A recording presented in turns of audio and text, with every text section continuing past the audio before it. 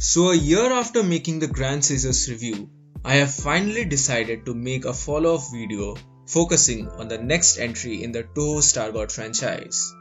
Welcome to this video of Wonder YAC, where I take a look at Genseishin Justirisers, the sole successor to Touhou's Choseishin Grand Caesars. Now this tokusatsu season is not a direct sequel to Grand Caesars, as it happens in a sort of a parallel universe with a different origin story, new powers, new villains and a new cast. But still, the basic essence that established Grand Caesars and what made it unique can still be very well felt and understood in Justirisers. Anyway, the story of Justirisers focuses on the powers bestowed by the powerful Noldun to the warriors of Earth via the Justi Crystal. Now the Justi Crystal chooses 3 individuals with pure heart in the face of adversity and grants them the powers to become the Justirisers. They are Riser Glenn, Riser Kageri and Riser Gant. Together, they go on a quest to stop the evil forces of Kaiser Hades, who was sealed by the aforementioned Noldun 450 years ago. Now in their quest, they are joined by Mio and Reika from the Hoshigami Island. Mio's family guarded the crystal for centuries, and she from time to time receives information and help from Noldun in a very similar fashion to the slab from the Grand Caesars.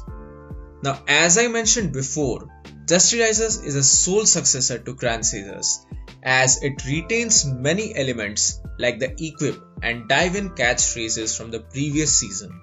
So I am going to use Grand Caesars as kind of a reference point from here on to judge some of the plot points or plot elements of Justirisers. Now overall this is quite an enjoyable show. It is a mix between serious story-driven plot as well as goofy and illogical outbursts. At times, the show manages to incorporate some tokusatsu tropes like Red Leader and Blue Lancer, while at other times, it outright breaks them, like no super modes at all. Well, honestly speaking, I used to love this show a lot. It used to be telecasted on Cartoon Network India with a Hindi dub. However, I don't think it was ever fully broadcasted. Most likely it was stopped after the defeat of Kaiser Hades, which is why I was not able to recognize any of the later stuff involving Majin Daruga. Anyway, for the purpose of this review and in order to keep it as bias free as possible, I rewatched the whole thing on Daily Motion, and here are my final thoughts, beginning with the team dynamics. Now the team dynamic is quite interesting and fun, and unlike the standard tokusatsu trope of a perfect team, Justirisers manages to build a believable team which is full of flaws and disagreements. However, when the need arrives, the 3 risers along with Mio-san manage to put their differences aside and work together. This is especially true for the formation of Riser Shirogane, which I will talk about later on. Anyway, my biggest issue with this team was its small size. This 3 riser team felt really underwhelming and weak in my honest opinion. Despite the powers they receive later on, it was quite weak and was not very impactful. I was a huge fan of the 12-man base team of Grand Caesars, and if you look at it objectively, then having more risers is obviously advantageous. Also on that context, I seriously felt that during the middle of the show, the Justi Crystal should have given Reika-san the ability to become a riser. She is powerful and badass, and often she takes a stand alone against the villains. Time and time again she has shown tremendous courage and heart, so the Justi Crystal should have given her some sort of power up. This is just my personal opinion, this is not some sort of hate or something. Anyway, moving on, the suits are lovely. Honestly, I'm a huge fan of Touhou's suits in this Ultra Star God lineup. Riser Glenn, in my honest opinion, looks perfect with his fiery shoulder plates and golden helmet visors. Riser Kageri is sleek and good looking, and Gant has a very unique, bulky yet powerful look. Moreover, the incorporation of the cloak was really interesting. I don't know how viable it is during an actual fight, but it does look really cool. And of course, Shirogane looks really awesome, and the addition of Demon Knight was interesting as well. However, that being said, I was not a fan of the new equip modules or morphers as PR usually calls them. I understand that it was a move to sell more toys, but the Knuckle Riser from Grand Scissors were much more practical and interesting in my opinion. Another thing that I noticed were the mechas. Riseros and Justikaiser are clearly inspired by Daicaesar, and the rest of the smaller color ones are reminiscent from Grand Scissors, like Ino and Garuda. Now, since this is a Toho property, they don't shy away from using the term kaiju, and sometimes it is used too frequently that it loses its charm. But still, the monsters actually look terrifying. They cause immense destruction and actual deaths, and most of them have that kaiju-like appearance that you would typically expect from now.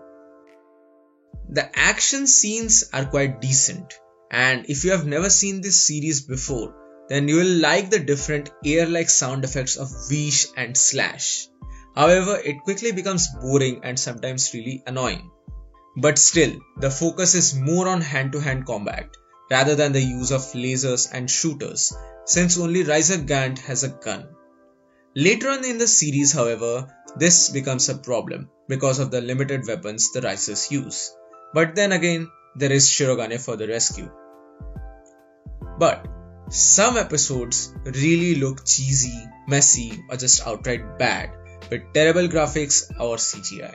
I would especially like to talk about episode 25 and why it was such a huge disappointment for me.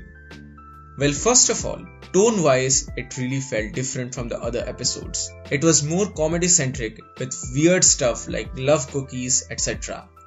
There was also a teased love angle between Mio-san and Shinya. But objectively speaking, we can say that these types of episodes, these types of light episodes, even happened in Grand Scissors. But my problem with episode 25 lies in the fact that storyline-wise, it is an highly important episode because it saw the introduction of Riser Shirogane. Thus, it should have been much more serious in tone. Also, I really liked the design choices of Test Commando Twin Knights, but because of the overall bad episode, they lacked a very good presence in the show. Moreover, after episode 25, a lot of the seriousness just randomly vanished. For a while, the battles became just a plaything and the tone seriously dropped from time to time. I guess this was more of a Toho production problem, as I have seen this a bit in Grand Scissors too. But Justikaiser took it a notch further and Caesar X just went full into it. And presumably, this drastic tonal difference eventually killed the Star God series of Toho. Now interestingly, Akira and Mika from Grand Scissors make small cameos in episode 30 and 35 respectively. But perhaps the biggest comeback was when Naoto returns to train Shota and even becomes Caesar Talon for a moment. I really wish that there were more nods to Grand Scissors. Also, Shota's father, that is Gensan, is a really cool character. His addition to the story is really interesting and fun. Moreover, I really enjoyed Riser Shirogane and his badass nature. Anyway, overall I quite enjoyed Justikaiser as a whole, and it was a good dose of nostalgia rewind for me. The music and soundtrack is quite decent here, and there are some really good elements in the first half of the story. Kaiser Hades is a decent villain, and the conflicting anti-hero like role of Demon Knight and his final reveal is quite good as well. Although his total arc with Shota was quite similar and reminiscent of the arc between Kudo Tenma's Caesar Tarios and Impactor Logia from Grand Scissors. But that being said, the second half for me felt really messy and repetitive. Majin Daruga was okayish in nature, nothing more than that. Moreover, some of the villains were quite lame, and I especially hated the annoying laughter of Majin Daruga's commander Adrox. Now, as a whole, the villain of the week formula was not followed that much in this story as Sentai does, so it was a good thing in my books. However, I really disliked the addition of the Japanese defense plotline towards the very end of the show. Grand Scissors did a very good job in this particular regard, and it should not have been repeated like this. Moreover, this is probably just because I'm a huge fan of Digimon, but some moments of Justy Risers really reminded me of Digimon, especially Tamers. For example, Mio-san holding the Justy Crystal and chanting Justy Spark for the formation of Riser Shirogane reminded me a lot of Kalumon. But then again, this is just me being a fan of this particular series. Now the question is that will this show be watchable for the first time now in 2019? Well, my honest answer would be yes as well as no. Yes, if someone is fed up of Sentai and wants to explore something new. And no, because as a standalone, it might not be that watchable. For someone who's trying to explore new grounds, my advice would be to first have a look at Grand Caesars and then proceed to Justy Risers. So this was my opinion. Do you agree or disagree? Have you actually seen Justy Risers? Mention your thoughts in the comment section below. So that's it for today. Thank you so much for watching. Like, share and subscribe for more. This is Wonder YZ and I'll see you soon in the next video.